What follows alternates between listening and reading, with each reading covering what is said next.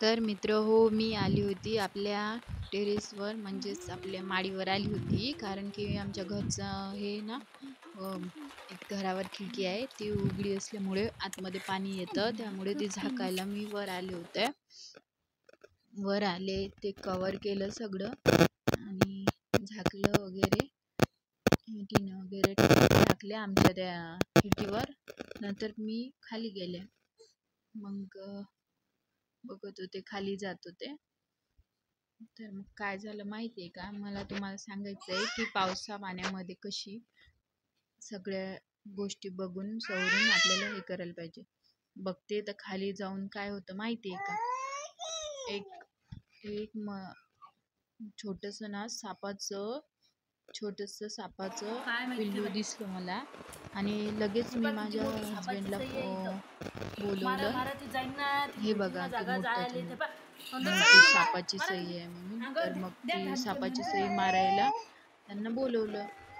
तर बघत जा आपल्या घरामध्ये सापाची सही वगैरे येईल तर. कारण कसं आहे ना की ते धार्मिक भावना हे बाजूला राहिल्या, कारण की हे विषारी असतात आणि आपल्या बाळांना इजा वगैरे होऊ शकते. तर कृपया करून असे साप वगैरे असले ना डायरेक्टली मारून टाकत जायचा विचार नका करत, कारण की हे मोठे होऊन परत कुणाला डसण्यापेक्षा छोटे असताना आपण मारून टाकलेले बरेच.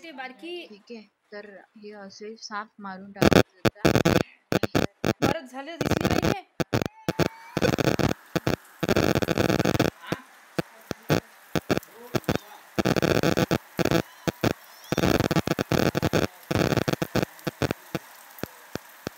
हे बघा केवढी मोठी सापाची सही आहे. पाऊस बघा किती चालू आहे.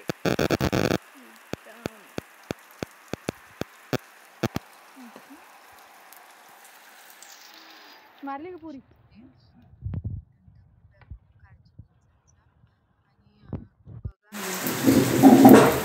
आपल्या घरात साप गिपाई येतील, काळजी घेत जा.